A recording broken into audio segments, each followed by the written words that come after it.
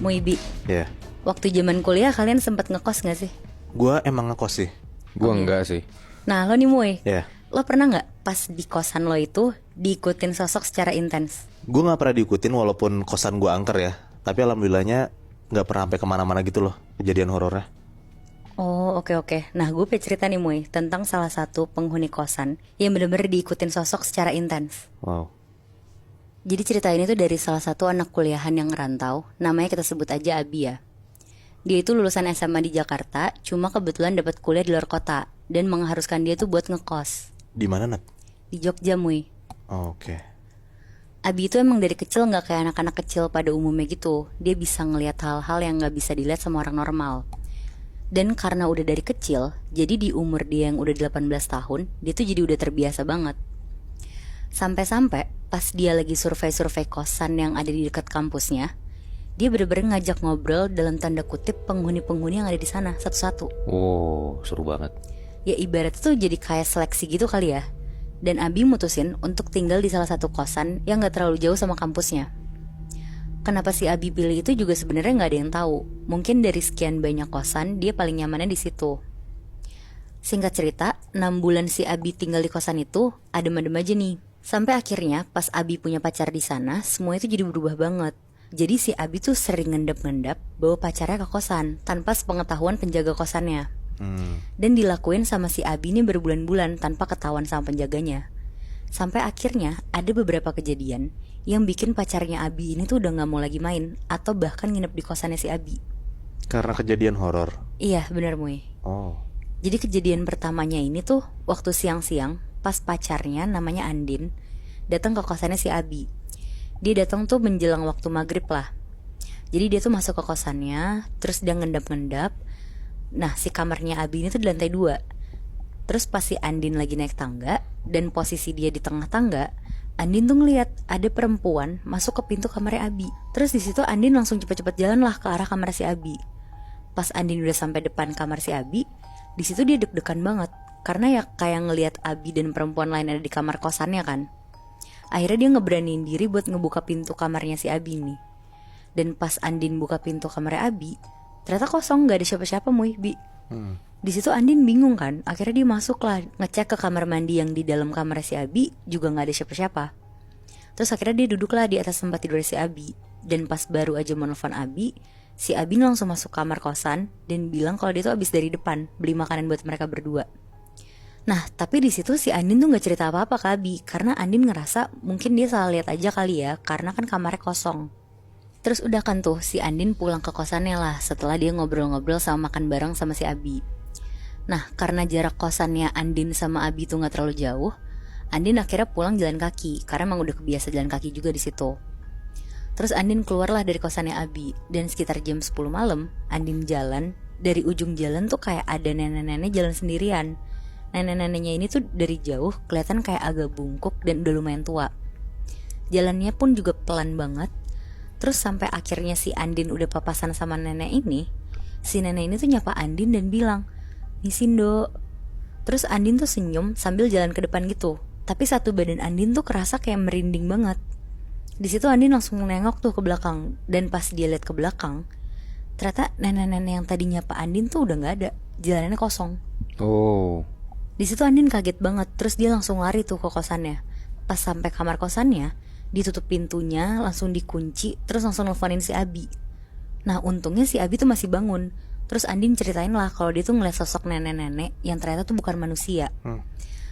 Di situ Abi nyoba nenangin Andin dan bilang kalau si nenek itu tuh baik, cuma mau kenalan aja sama si Andin. Oh, si Abi ini tahu. Tahu. Oh shit. Nah di situ si Andin juga tahu nih kalau si Abi tuh emang anak indigo dari kecil.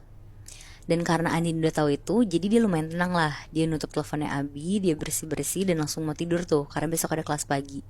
Pas Andin baru banget mau tidur, udah matiin lampu dan lain-lain, tiba-tiba si Andin tuh denger ada suara ketokan pintu dari kamar kosannya. Langsung bangun tuh si Andin. Pas Andin bukain pintunya, ternyata itu nenek-nenek yang tadi Muhibi Lah, yang nyapa si Andin di jalan. Tapi kali ini posisi nenek-nenek ini tuh nunduk. Sama pakaiannya tuh kayak kebaya zaman dulu gitu. Di situ Andin tuh sambil gemeteran nutup pintu kamar kosannya Dan langsung lah dia masuk ke dalam selimut sambil nelfonin si Abi. Tapi karena itu di jam 12-an, Abi udah gak ngangkat telepon si Andin tuh. Akhirnya Andin maksain untuk tidur di dalam selimut sampai akhirnya dia tuh ketiduran. Terus pas Andin lagi tidur Muibi, dia tuh mimpi kayak lagi dielus-elus kepalanya sama nenek tadi. Ya. Sampai dia tuh kebangun, dan pas dia kebangun, bener aja kepalanya si Andin tuh lagi dielus-elus sama nenek itu. Wah anjir. Berarti dilus beneran itu? Dielus beneran Mui. Anjing. Terus karena Andin takut banget, akhirnya dia meremin aja tuh. Dia meremin, dia pura-pura tidur. Tapi lama-lama elusan tangannya yang awalnya pakai jari, lama-lama tuh kerasa kayak pakai kuku yang panjang banget sampai kepalanya dia tuh sakit. Tapi ditahan tuh sama si Andin. Ditahan, lama-lama tuh kayak ada air yang jatuh ke jidatnya dia. Airnya tuh kayak kental dan agak bau gitu. Ih. Nah karena dia udah gak tahan banget, akhirnya dia bangun lah. Tapi bangunnya tuh yang langsung berdiri gitu loh. Dan dalam kegelapan si Andin ngeliat nenek itu tuh duduk di atas kasurnya si Andin sambil mulutnya kebuka dan air liurnya tuh netes-netes gitu. Wah gila serem banget. Ih. Andin langsung keluar dari kamar kosannya dia lari, terus duduk di ruang tamu kosannya. Terus diem-diem saking takutnya, si Andin jalanlah ke kosannya si Abi. Dia sambil lari-lari, terus dia ngendep-ngendep nih kayak biasa masuk ke kosannya si Abi. Dan langsung masuk ke kamarnya si Abi. Nah untung banget di momen itu si Abi tuh lagi ngunci pintu kamarnya. Akhirnya Andin langsung tiduran di sebelah Abi. Terus Abi tuh kayak kebangun gitu tapi tidur lagi. Jadi si Abi nih sadar lah ada si Andin di sebelahnya. Andin langsung meluk Abi dari belakang dan langsung berusaha buat tidur lah. Nah si Andin tuh akhirnya bisa tidur sekitar jam 3 pagi. Dan pas dia udah setengah tidur, Andin tuh ngedenger ada suara air yang jatuh ke lantai dari dalam kamar mandinya si Abi. Kayak suara orang mandi pakai gayung gitu loh. Nah ngedengar itu si Andin tuh kebangun dan dengan sadar dia jalanlah ke arah kamar mandinya si Abi. Tapi si Abi ini gak kebangun? Gak kebangun sama sekali Moy. Oh. Terus Andin langsung ngebuka tuh pintu kamar mandinya si Abi.